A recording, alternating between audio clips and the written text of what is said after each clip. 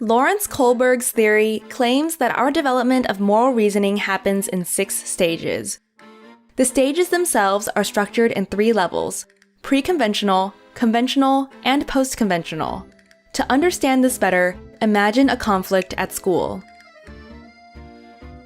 There is a fight in the schoolyard. 2 ninth graders are beating up Tom.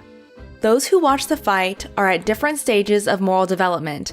Let's see what they do and how they justify their behavior. At stage 1, we make moral judgments based on obedience and punishment. Finn's sense of good or bad is directly linked to whether he gets punished or not. Finn sees what is happening to his friend and wants to help, but he doesn't because he is afraid the teacher may punish him if he gets caught fighting. He asks himself, how can I avoid punishment? At stage 2, we are motivated by self-interest. Mary decides to intervene and help Tom. She knows that she might get punished, but she also knows that she could become a victim herself someday. If she helps Tom now, he might help her in the future. She is asking herself, what's in it for me? At stage 3, interpersonal accord and conformity guide our moral judgment. Betty sees the fight and wants to intervene, but when she realizes that all the others are just watching, she decides not to get involved. She wants others to see that she is a good girl who is conforming with the ethics of the community. She asks herself, what do others think of me? At stage 4, we value authority and want to maintain social order. When the teacher sees the group fighting, he immediately steps in and shouts, "Stop! Fighting at school is forbidden." He feels that, above all, it is important to follow the rules, otherwise chaos breaks out. He feels it is his duty to uphold the rules that sustain a functioning society. He asks himself, how can I maintain law and order? At stage 5, we understand rules as a social contract, as opposed to a strict order. Jessie, who watches from afar, is not sure how she feels about this. To her, rules make sense only if they serve the right purpose. Obviously, the school rules prohibit fighting, but maybe Tom deserves to finally learn his lesson. Just yesterday, he punched a young girl from grade 1. She asks herself, does a rule truly serve all members of the community? At stage 6, we are guided by universal ethical principles. All those involved now have to face the headmaster. He first explains the school rules and why they exist. He then clarifies that rules are valid only if they are grounded in justice.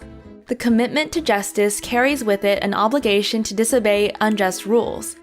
The headmaster's highest moral principle is compassion. He believes that all people should learn to understand each other's viewpoints and that they don't feel alone with their feelings.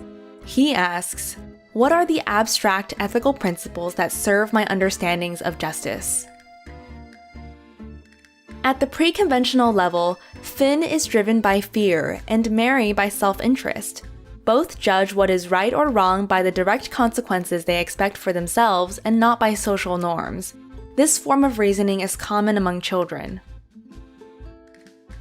At the conventional level, Betty responds to peer pressure, and the teacher follows the rules. Their morality is centered around what society regards as right. At this level, the fairness of rules is seldom questioned. It is common to think like this during adolescence and adulthood. At the post-conventional level, Jessie knows that things are complicated because individuals may disobey rules inconsistent with their own morality. The headmaster follows a universal ethical idea, at complete disconnect with what society thinks or the rules say.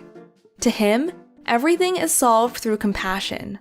The right behavior, in his opinion, is therefore never a means to an end, but always an end in itself. Not every person reaches this level. The American psychologist Lawrence Kohlberg based his work on Piaget's theory of cognitive development. In order to confirm his theory of stages of moral development, Kohlberg interviewed boys between the ages of 10 and 16. He analyzed how they would justify their decision when confronted with different hypothetical moral dilemmas. We will now present to you the most famous moral dilemma Kohlberg presented to his students. Let's see what you would do. The Heinz Dilemma. A woman was on her deathbed. There was only one drug that the doctors thought might save her. The druggist that made that particular medicine sold it for 10 times the price of the production costs. The sick woman's husband, Heinz, was poor and could not afford to buy the drug, not even with the financial help of his friends. Heinz then asked the pharmacist to sell it to him for half the price, but he refused. To save the life of his wife, Heinz broke into the man's laboratory and stole the medicine. Now tell us, should Heinz have stolen the drug? Would it change anything if Heinz didn't love his wife? What if the person dying was not his wife, but a stranger? Should the police arrest the druggist for murder if the wife had died? Please write your answers and their justifications in the comments below.